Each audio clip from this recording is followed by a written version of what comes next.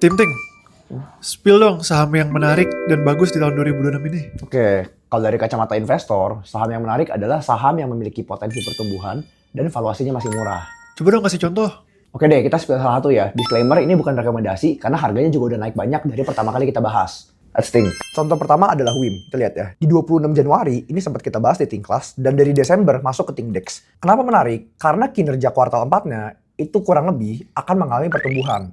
Yang dari kacamata investor, kita sangat suka kalau kita ngeliat bisnis yang memiliki potensi pertumbuhan. Pertumbuhannya dari mana? Biasanya pertumbuhan didominasi dari dua faktor, di antara kenaikan volume penjualan atau nggak kenaikan harga jual. Ini yang seringkali kita sebut sebagai salah satu key variable dari perusahaan.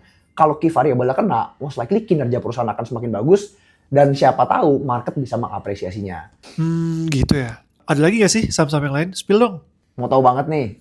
Mau dong. Oke deh, kita spill satu lagi ya. Yuk kita cek bareng-bareng. Sahamnya adalah PT Alamtri atau kode sahamnya ADRO. Tahu nggak kenapa menarik? Kenapa tuh? Di luar dari harga batubara kokas yang mulai naik, smelter segala macam, kalau kita lihat dia ada investasi lain-lain itu sebesar 500 juta US dollar. Ini gede banget loh. Wah, berarti setara 8 triliun ya? Yoi, tahu nggak 8 triliun ini buat apa? Buat apa tuh? Ya, kalau kita lihat 8 triliun ini itu sebenarnya dia punya saham ADI. Oh, ini yang kemarin bagi dividen gede ya? Bener banget. Jadi kalau kita lihat di kuartal 4 kemarin, ADI kan sempat bagi dividen interim kurang lebih 4 triliun. Di mana ADRO-nya ini punya 15% sama ADI.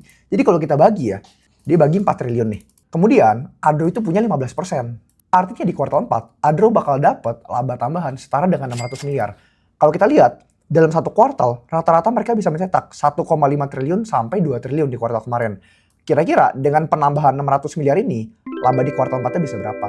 Wah, berarti laba kuartal 4-nya bakal naik banyak dong? Ya, sudah pasti. Nah, tapi kan itu baru kuartal 4. Sebagai investor, kita jangan cuma melihat satu kuartal aja. Kita harus memiliki orientasi jangka panjang. Harus lihat 2026 performanya seperti apa. Kalau penasaran kira-kira gimana performa ADRO di 2026, atau saham-saham apa lagi sih yang kira-kira tahun 2026 labanya bakal meningkat banyak dan masih memiliki margin of safety yang besar, langsung aja join Think. Jangan pelit-pelit buat investasi ilmu. Kita bedah bareng-bareng emiten menarik berikutnya. Bye-bye.